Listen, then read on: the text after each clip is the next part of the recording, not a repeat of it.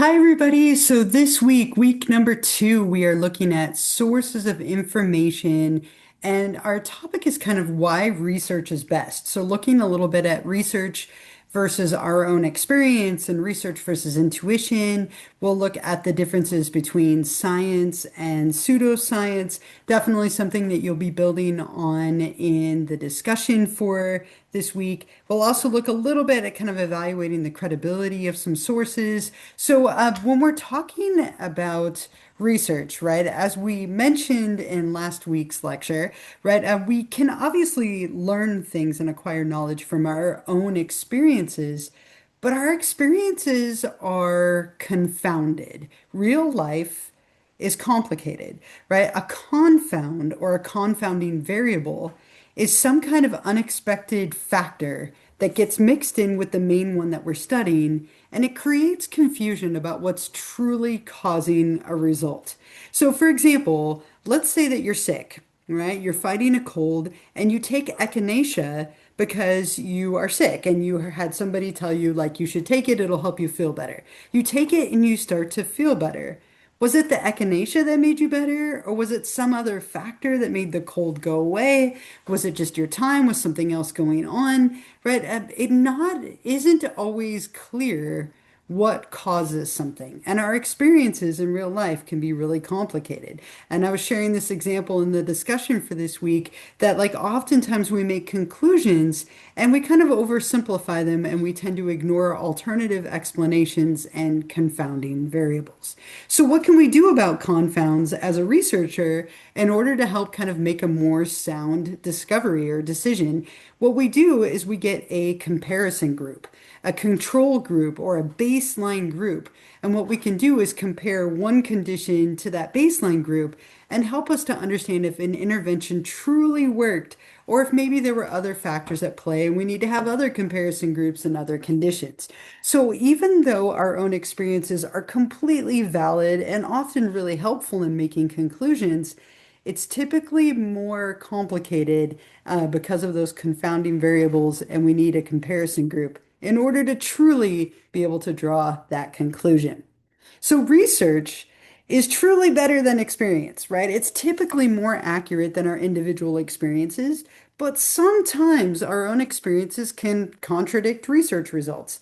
You might be an exception to what has been found in research. Just because a hypothesis tends to be true doesn't mean that it's always true for everyone. It just has to be true for a certain percentage of people to kind of be accepted. So, for example, let's say that your grandfather smoked a pack of cigarettes every single day and never got cancer, right? If we say that cigarettes cause cancer, well, and your grandfather was the exception to that, right? It contradicts the research results. Behavioral research is what we call probabilistic, meaning that conclusions are meant to explain a certain, like, proportion or percentage of cases, and there are always going to be exceptions, right? There's always going to be an exception to the correlation or to the hypothesis or the prediction. So while it might not apply to everyone, it's probabilistic. It's going to apply to most people. It's probably true, but there's, of course, always going to be exceptions. We often rely on our intuition, and we mentioned this briefly last week, our gut feeling, a thing that we know or consider likely to be true from our instinctive feelings rather than conscious reasoning. And we often tend to think that our intuition is reliable, but it can lead to less than effective decisions because most people aren't necessarily scientific thinkers. And therefore, your intuition can really be very biased. It's super easy to be swayed by a good story. Your emotions can come into play. You forget to consider alternative explanations. We fall victim to what's called the availability heuristic, where we are persuaded by what easily comes to mind. And I'm sure you've had an instance where this has happened to you, where you just haven't thought of the other factors because it's not what easily comes into your head.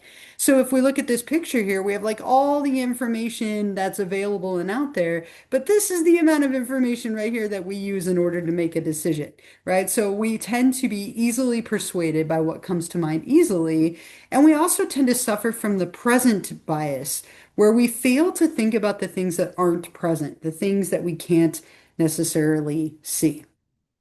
We also tend to focus on the evidence that we like best. When we're trying to make up our mind and make a decision about something, we fall victim to the confirmation bias. We focus on the things and kind of pick and choose what we like best.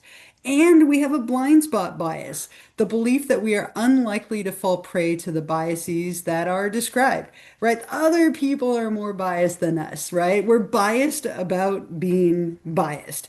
So in short, intuition can be fantastic and it can literally, help us to come up with ideas and do a lot of things, but it's not the most scientific way of thinking, right? When we are an intuitive thinker, we're kind of embracing what we could call pseudoscience. And pseudoscience is often incredibly interesting, right? It often is like things like aliens and like things that are like ESP. I almost said ESPN, but I didn't, right? ESP and extrasensory perception. It's all of these things that are kind of considered fringe science.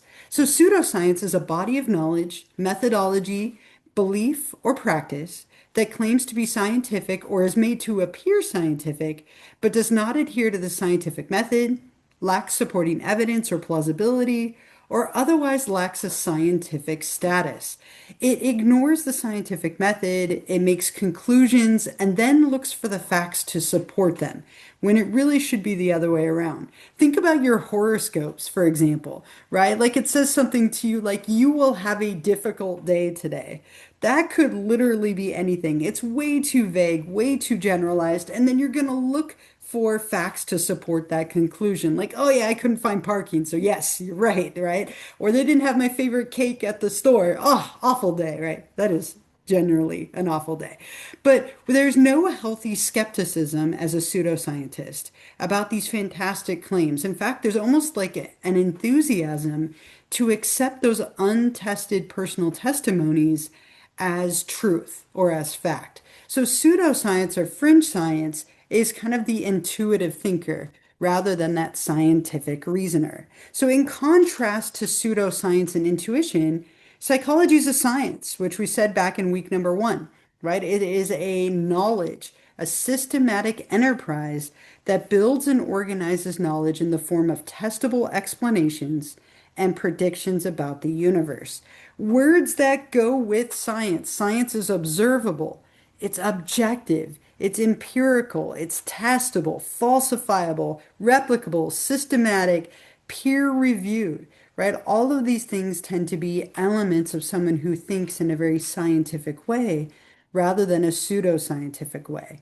And when we embrace the principles of science, we're embodying that scientific attitude, which is composed of curiosity, meaning that we have like a passion to explore and for exploration. Skepticism, we doubt and we question. We look for other explanations. We're like being that critical consumer that we talked about last week. Oh my gosh, look at my cat just came in. This little demon here.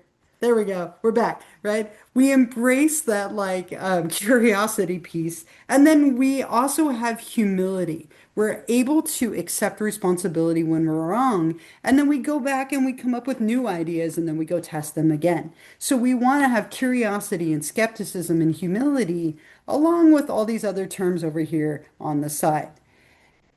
We make mistakes when we base our reasoning on intuition rather than science.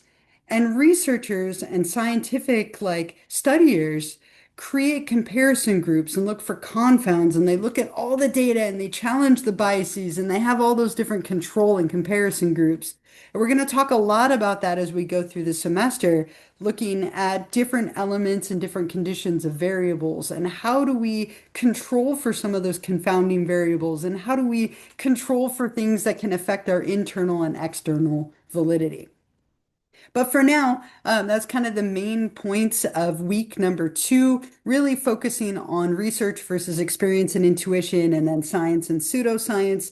Don't forget to also read through the lecture that I've created. There is a wonderful video in there. Like, watch all the little videos and click on any links if they're ever in there. It's all meant to help you. Don't forget to also read through all of the required materials for this week. And I will see you next week when we jump into the second part of this topic in our week number 3 lecture.